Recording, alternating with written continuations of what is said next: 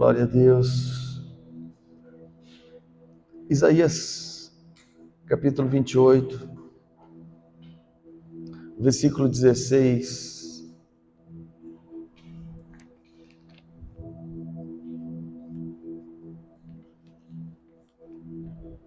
Isaías, capítulo 28, versículo 16.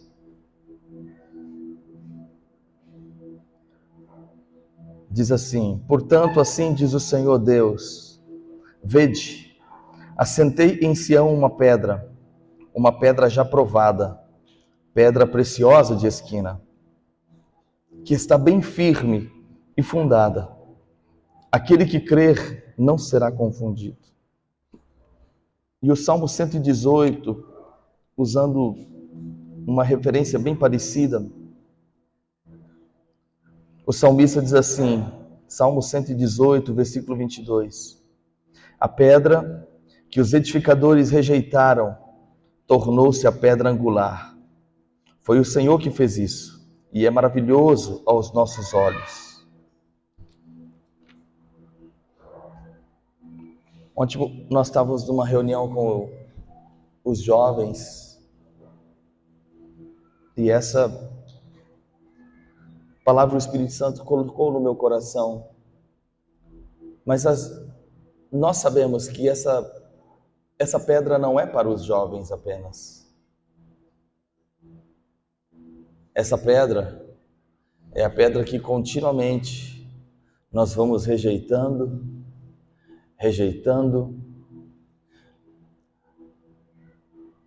Quando o Senhor diz, olha, a maioria dos edificadores rejeitam ela. A maioria dos edificadores não dão valor a ela. Porque a pedra angular, ela não é... Obrigado, Gabriel.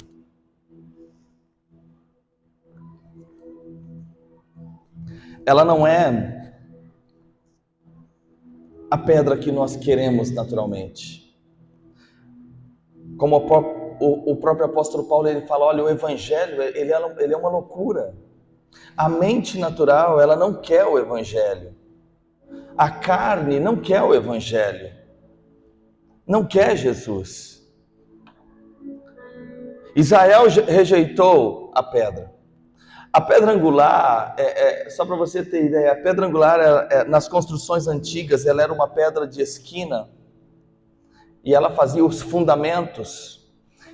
E como todas as obras antigas eram feitas de grandes pedras, então eles iam escolhendo uma pedra que pudesse ser a pedra fundamental da esquina. Então ela era uma pedra única que ela fazia a quina e para cima, e as outras pedras iam encaixando nela. Então ela era a pedra fundamental, ela era a pedra principal daquela obra. Mas o que o Senhor está dizendo, o que a palavra está dizendo, é que a pedra, Jesus, não é a pedra que as pessoas e a maioria quer para a sua obra, para construir suas vidas, para começar dali a sua história. Ele, na maioria das vezes, não é. Mas aquela pedra que os edificadores rejeitaram, ela se tornou a principal pedra de esquina. Jesus é o principal. E quando nós olhamos para a nossa vida, nós precisamos tomar isso. E essa é uma mensagem muito de alicerce, porque às vezes a gente vai olhando para outras coisas e a gente esquece do que de fato está sustentando nossa vida, nossa história, nossa jornada. E essa pedra fundamental, Jesus, ele disse no Evangelho a respeito de si mesmo. Evangelho de Mateus, capítulo 21, é Jesus dizendo de si mesmo. Mateus 21, 42. Disse-lhes Jesus: nunca lestes nas Escrituras A pedra que os construtores rejeitaram, essa se tornou a pedra angular. O Senhor fez isso e é maravilhoso aos nossos olhos. Portanto, eu vos digo que o reino de Deus vos será tirado e será entregue a um povo que produz os seus frutos. Aquele que cair sobre essa pedra se despedaçará, mas aquele sobre quem ela cair será reduzido a pó. Jesus estava dizendo dele, a pedra angular, a pedra principal, a pedra da nossa vida. E ele disse algo interessante, olha, ele estava dizendo dos judeus, eu vou tirar isso de vocês, o reino de vocês, e vou dar àqueles que vão produzir frutos. Porque essa pedra, Jesus é essa pedra, e ele estava dizendo, aquele que se lança sobre ela, ele vai se espedaçar. E essa é a razão que o evangelho é a loucura e que Jesus não é aquilo que as pessoas querem. Porque para eu me lançar sobre Jesus, eu vou me despedaçar. Ele vai me despedaçar. Eu vou ficar em pedaços. Porque a palavra também diz que ele é aquele que faz a ferida, mas ele mesmo a ligará. Ele é o oleiro precioso que pega a minha vida em pedaços e a reconstrói. Mas para ele fazer isso, eu preciso me lançar. Eu me lanço, por que eu vou me quebrar? Porque aquilo que eu construí, aquilo que eu achava que era bom para mim, aquilo que eu tinha como valores, aquilo que eu tinha como prioridades, não são na verdade. Porque não tem como haver uma vida onde Cristo não seja o começo, meio e fim. Ele é o perfeito fundamento, disse o apóstolo Paulo. Então, quando eu me lanço em Cristo, aquilo que não é Cristo é quebrado em mim. Aquilo que não foi o Pai que plantou, Ele vai arrancar aquilo. E quando se arranca algo da terra, a terra fica arrebentada, ela fica machucada. E quando eu me lanço em Cristo, aquilo que não é Cristo em mim, ele despedaça, quebra-se tudo. E isso as pessoas não querem. Isso nem os que estão andando com ele não querem. Nós não gostamos de nos lançar em Cristo. Quando João veio pregando, ele pregava, arrependei-vos. Quando Jesus chegou, ele falava, arrependei-vos. Por quê? Porque o Evangelho, porque para você encontrar a pedra fundamental da sua vida, para dali começar o Espírito Santo a construir uma coisa que vai ser duradoura, estabelecida, sem rachaduras, perfeito e eterno, precisa começar ali. Mas tudo que nós olhamos e gostamos, o que essa alma gosta, o que essa carne gosta, não é o que o Senhor gosta. E eu preciso te dizer uma coisa. Eu sei que muita gente gosta de Deus, eu sei que muita gente ama Jesus, mas eu digo a você que o que o Senhor está procurando hoje é mais do que esses. Existem muitos que amam a Deus, mas existem poucos que odeiam o que Deus odeia, e esse é um ponto importante na jornada.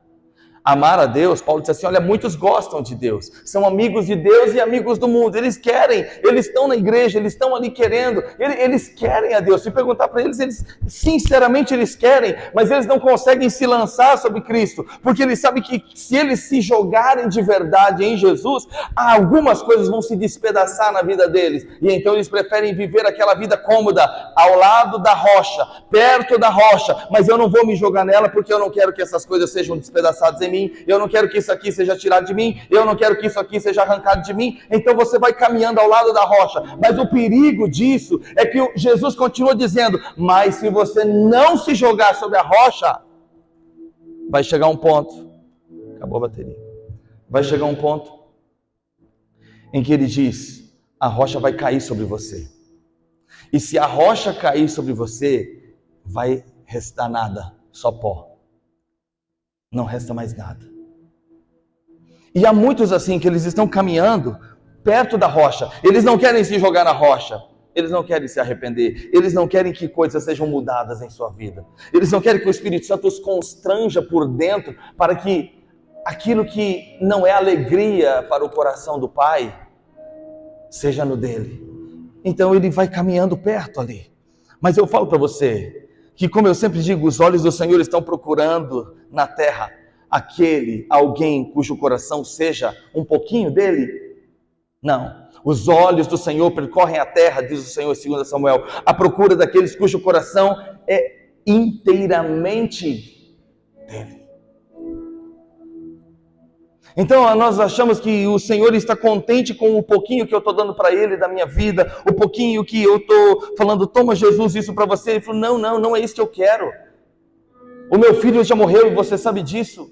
O meu espírito foi liberado, você sabe disso. Eu te dei uma Bíblia na sua mão e você está carregando algo que em muitos lugares do planeta isso não é normal. As pessoas não têm. Esses dias eu estava vendo de novo algo. E eu fui ler de novo o livro do irmão Yun. Eu sempre falo às vezes algumas coisas dele. E eu estava lendo o livro daquele homem, o audiobook dele. E eu estava olhando aquilo. Para quem não sabe, irmão Yun é um chinês. Ele está vivo ainda. Mas ele aceitou a Cristo quando ele era um adolescente na China. A sua mãe recebeu o evangelho antes da Revolução Comunista.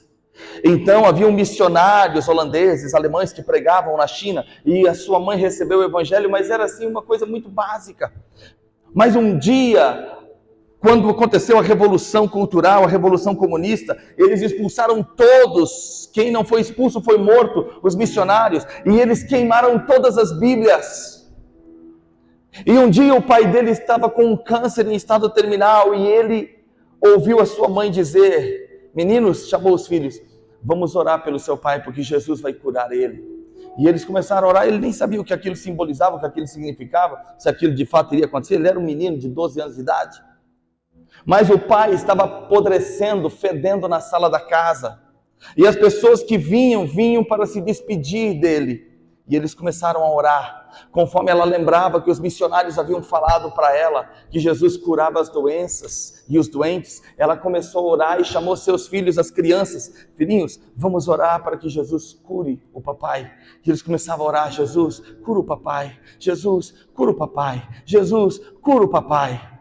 E o papai que era para morrer naquele dia não morreu. O papai que era para morrer no outro dia não morreu. O papai que era para morrer 2 dias depois não morreu. O papai que era para morrer 1 semana depois não morreu. E as pessoas que vinham para se despedir do papai deles, olhavam e falavam, parece que ao invés de cada vez mais podre como estava, está voltando a cor, o fedor está diminuindo. E aquele homem se levantou, curado para a glória do Senhor Jesus. E foi um assombro naqueles dias em toda a comunidade onde ele vivia. E aí, aquele menininho de 12 anos de idade, ele falava assim, mamãe, onde eu tenho uma Bíblia? Porque eu quero saber desse Jesus. E a mãe dele falava, filho, não existem Bíblias mais na China. Não há Bíblia na China. Mas mamãe, como que nós vamos saber de Jesus? Não sei, mas não existe Bíblia na China. Aí de tanto ele perguntar, ficaram sabendo que um homem sabia e tinha uma única Bíblia preta antiga. Mas de tanto ele ser preso, ele não falava mais para ninguém que ele tinha uma Bíblia em casa. De tanto ser preso e apanhar. Um dia aquele jovenzinho bateu na porta dele. Quando aquele homem abriu, ele falou assim, Senhor, me falaram que o Senhor tem uma Bíblia. O homem levou um choque. Ele falou assim, você quer mesmo uma Bíblia, menino? Sim, eu quero uma Bíblia. Então você vai fazer uma coisa, você vai para a tua casa e ore, mas não uma oração, você vai ter que orar com fervor, mas não simplesmente fervor, você vai ter que pôr lágrimas nos seus olhos e peça a Deus por uma Bíblia, então Deus vai te dar uma Bíblia, senão você nunca vai ver uma. E aquele menino virou as costas e foi para a casa dele, sabe o que ele fazia? Dobrava seus joelhos, orava a Deus. E ele foi orando, até que ele encontrou lágrimas, e até que foi havendo um desejo no coração dele, para que um dia Deus pudesse dar na mão dele uma Bíblia, para ele poder ler o que Jesus era. E ele buscou as lágrimas, ele encontrou as lágrimas em seu coração, e o desejo de ter uma Bíblia na mão foi tão profundo, que passaram-se um tempo, não sei se dias, como ele fala lá, ou meses, não sei. Um dia um homem bate na porta da casa deles. A mãe dele abriu a porta e ele procurou um menino. Quando ele olhou ele pegou uma Bíblia. Ele falou assim, menino, Deus me falou que essa Bíblia é para você. E quando aquele jovem pegou aquela Bíblia, ele começou a devorá-la. Por isso que eu olho, esses dias eu fui e comprei uma Bíblia nova. Olha que bonita. E eu me lembro do Gregório McNutt, e ele tinha uma mensagem que ele falava só da Bíblia. Ele falava, como eu amo a Bíblia, como eu amo a Bíblia. E ele falava de um homem que no dia de morte, ele estava morrendo aos 29 anos de idade, porque ele pregava para os peles vermelhas índios americanos. E quando ele estava ali, nos dias de morte dele, no último dia, vivendo os últimos momentos, o sogro dele estava ali, veio da Europa para vê-lo no último instante de morte. E quando o sogro dele chegou e abriu a Bíblia, e ele estava deitado na cama, ele olhou para aquele homem com aquela Bíblia na mão e ele falou assim, oh, o querido livro, breve eu hei de lê-lo diante do santo. Então eu olho, a pedra,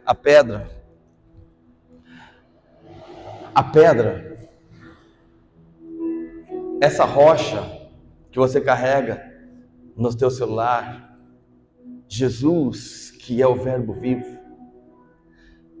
será que nós estamos dispostos a nos lançar de fato sobre ele, para sermos quebrados? Ou até quando nós vamos viver preservando nosso homem, nossa integridade, nossa mentalidade caída, carnal, gostando de coisas que Jesus não gosta, e andando uma hora numa linha, aqui Jesus gosta, outra hora em outra linha, aqui Jesus não gosta. Não, essa não vai. Na sexta-feira nós estávamos aqui, e eu fiquei muito tocado, porque aqui, enquanto nós estávamos aqui, numa noite de vigília, em um determinado momento, o Caio começou a liberar uma palavra, dizendo, nós somos a geração final, nós seremos a geração final, nós somos o povo que Jesus vai voltar e vai buscar.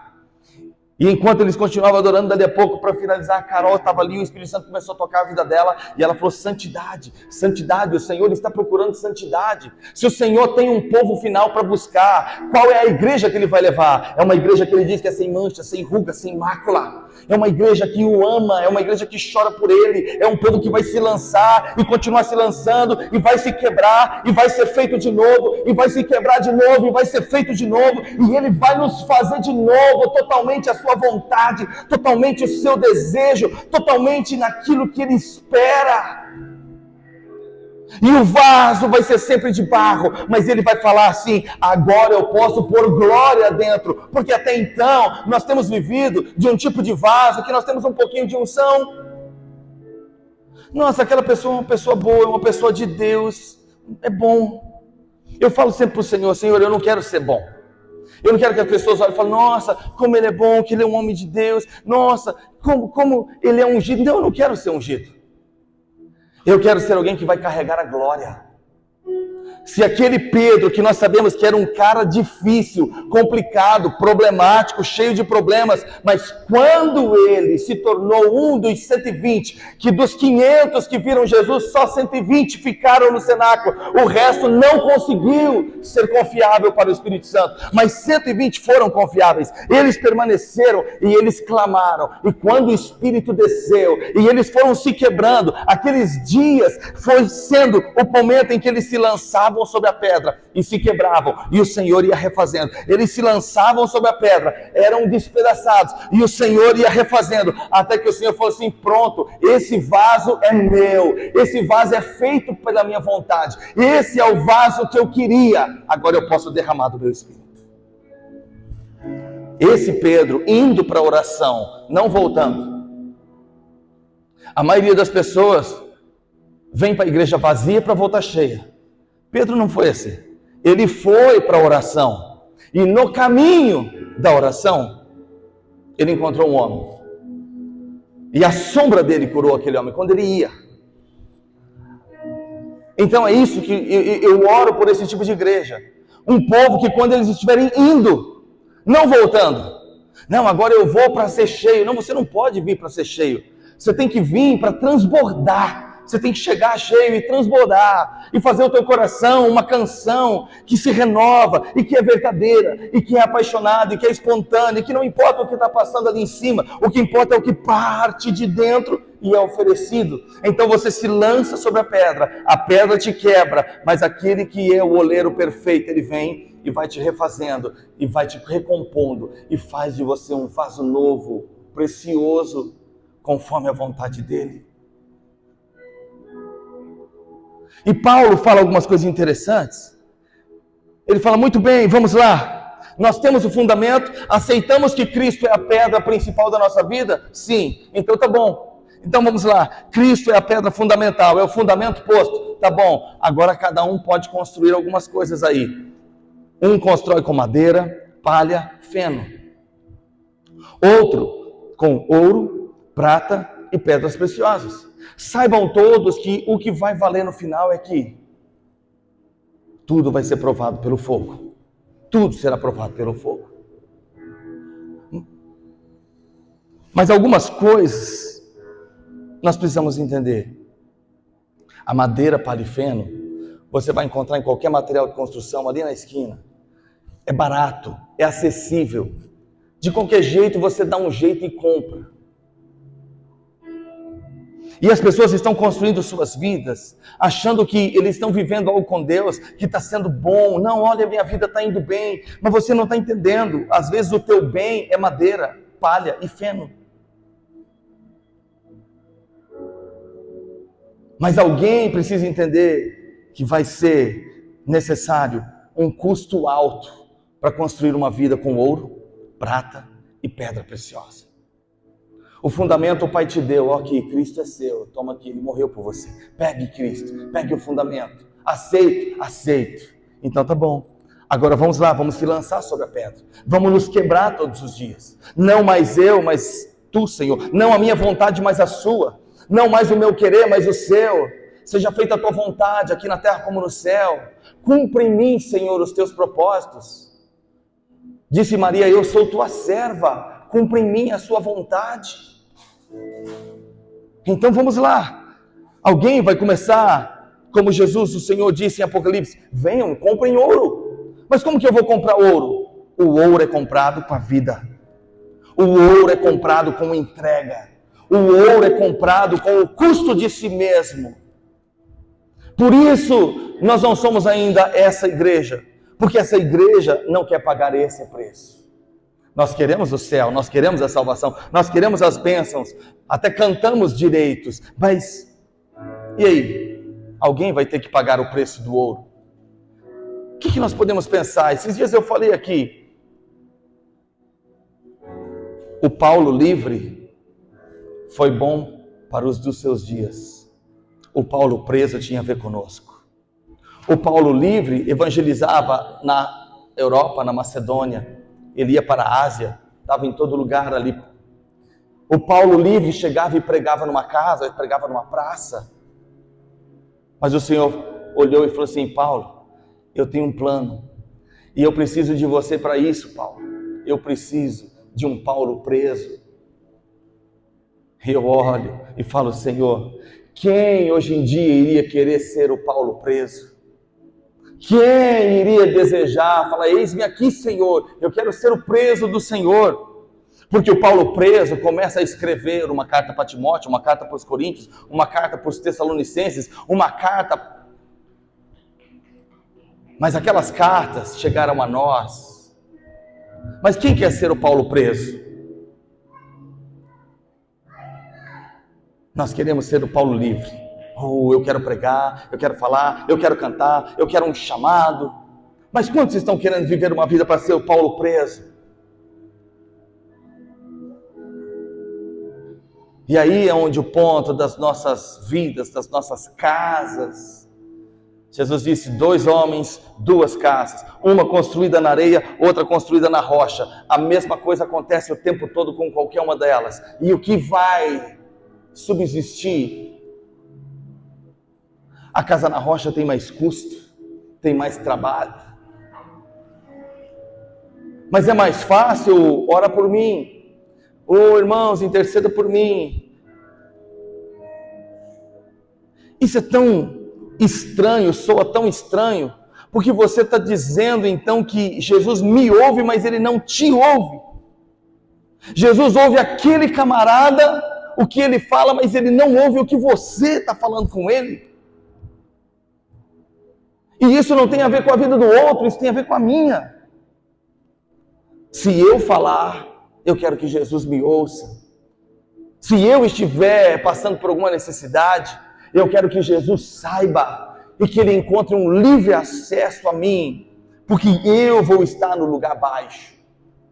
Como sexta-feira eu disse aqui, eu falei, Senhor, quando eu tiver, eu vou me alegrar. Quando eu não tiver, eu vou aprender. Mas o tempo todo eu serei teu. A minha vida será sua. Eu vou me alegrar no Senhor e vou continuar me alegrando no Senhor. Quando não acontecer do jeito que eu quero, eu vou me alegrar no Senhor e vou falar, Senhor, eu quero aprender de Ti. Eu quero ser um filho que sofre correção, porque se não é bastardo, eu quero saber o que você está pensando a meu respeito. E o que precisa ser quebrado, quebre. O que precisa ser arrancado, arranque. Mas não tire de mim o que é de mais precioso, que é o Teu Espírito Santo.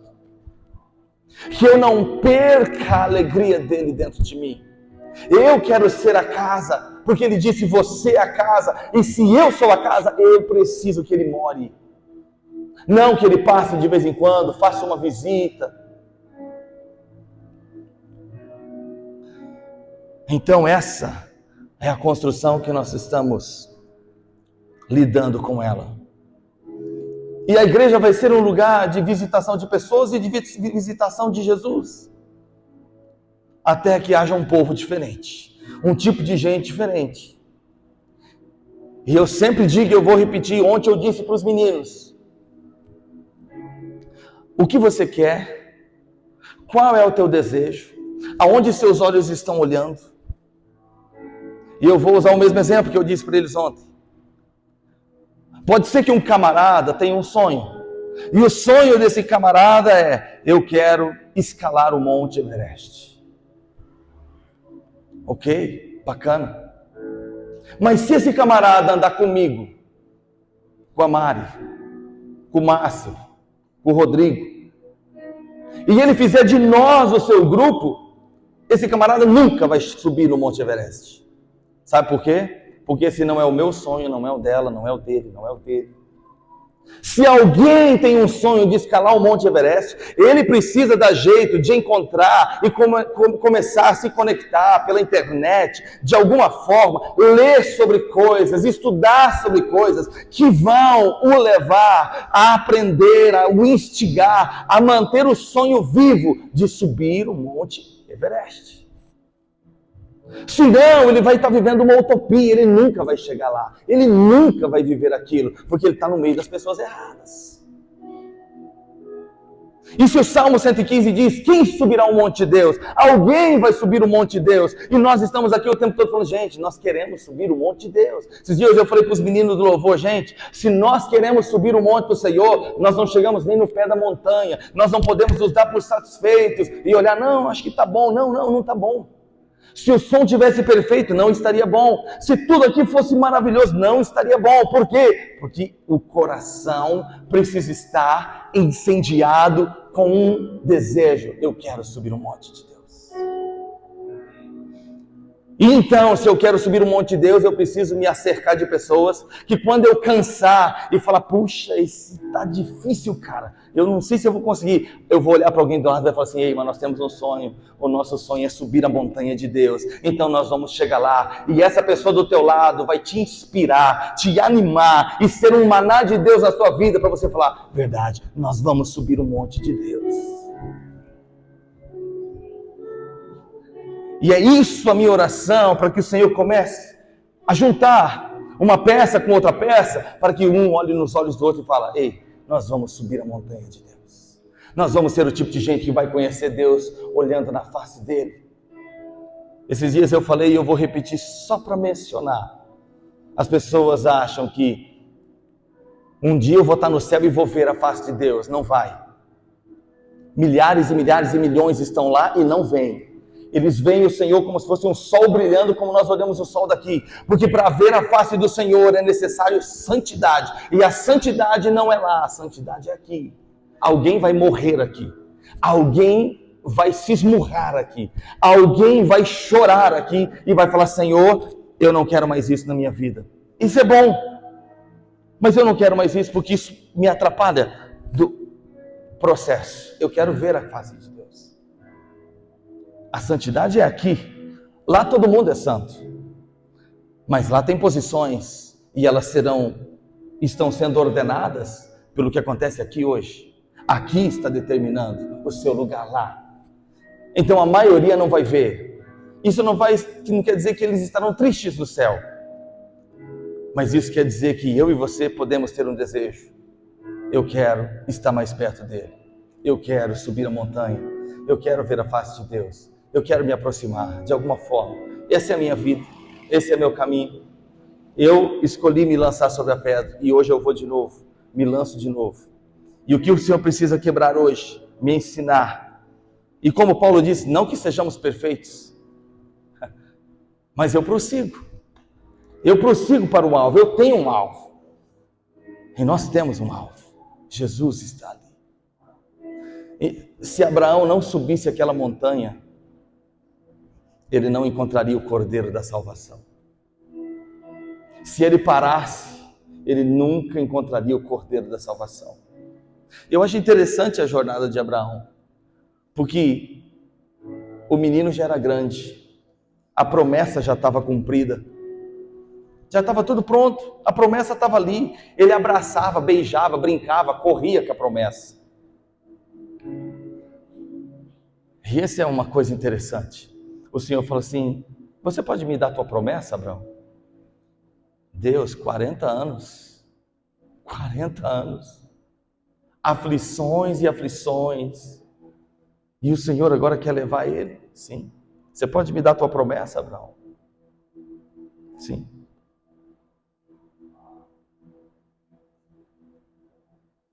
Muitas vezes,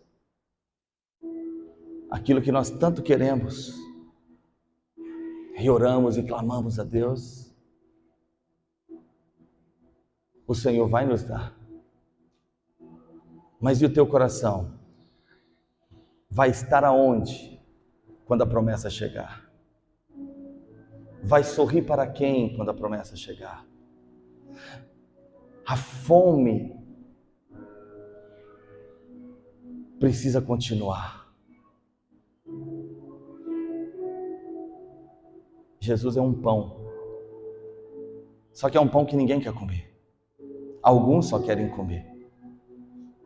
A maioria quer que Jesus faça alguma coisa, mas comer ele não querem. Porque envolve, vai matar coisas. Vão morrer coisas aqui dentro. Então,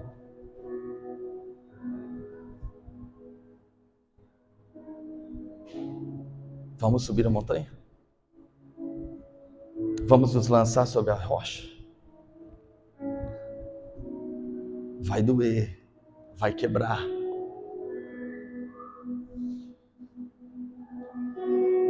Eu me lembro uma vez um Gregório McNulty, ele pregando numa manhã, ele falava assim: quando Jesus vem, ele arranca coisas e ele traz coisas dos céus. Sempre que ele quebrar algo, ele não vai deixar você quebrado. Ele vai refazer aquilo. Você nunca vai ser alguém incompleto com ele. Você sempre vai estar completo nele. Sempre completo nele. Então a minha oração nessa noite é que o seu vaso seja o vaso escolhido. Que o Senhor olhe e fale: era isso. Esse é o meu filho amado em quem eu tenho prazer. Esse é o meu povo escolhido que eu quero. Como aquela canção diz: valeu a pena, valeu a pena. Isaías diz assim: o Senhor olhará e verá a recompensa do seu penoso trabalho e vai ficar satisfeito. Que Jesus fique satisfeito comigo. Amanhã, segunda-feira, que Jesus olhe para mim e fique satisfeito comigo. Na quarta-feira, Jesus olha para mim e fique satisfeito comigo. Que Ele olhe para o plano e Ele olhe para a minha vida e Ele possa dizer: estamos com o cronograma em dia. Se hoje Ele olhar para o cronograma da sua vida e para aquilo que você está vivendo, o Senhor pode dizer: estamos com o cronograma em dia. Estamos a tempo. Então é isso. Curve sua cabeça, feche seus olhos.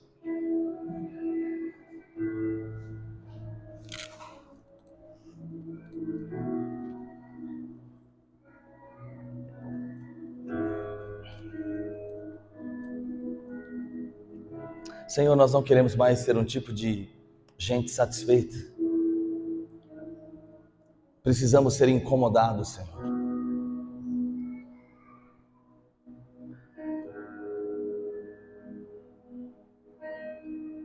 Espírito Santo,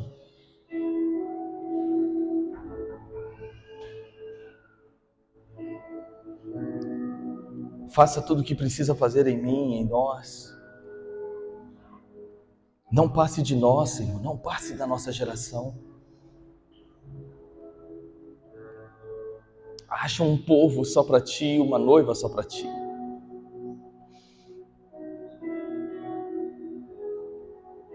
Que possamos ser um povo que se quebranta, que se humilha, que não gosta apenas do Senhor, mas que se compromete contigo.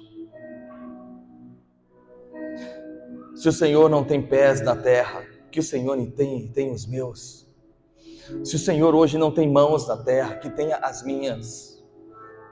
Se nós somos a Tua boca, Senhor, nessa terra, então que sejamos de verdade. Se nós vamos ser, ó Deus, aqueles que Te carregam, como os querubins Te carregam na glória,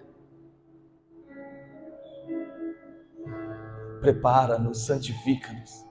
Trabalha em nós, Espírito Santo, nos ensinando.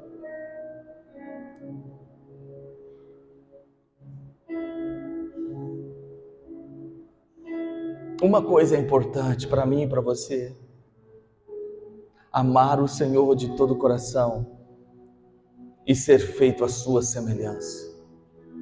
Isso é o que importa. Amá-lo de todo o coração e que a sua vida seja a semelhança de Jesus.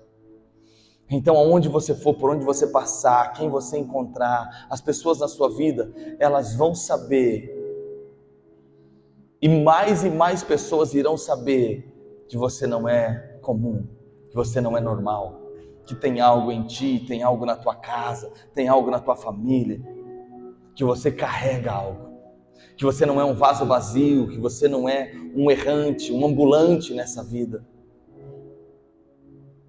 Podemos ser peregrinos e forasteiros, mas nós carregamos algo. E nós vamos carregar cada dia mais da glória, mais do peso.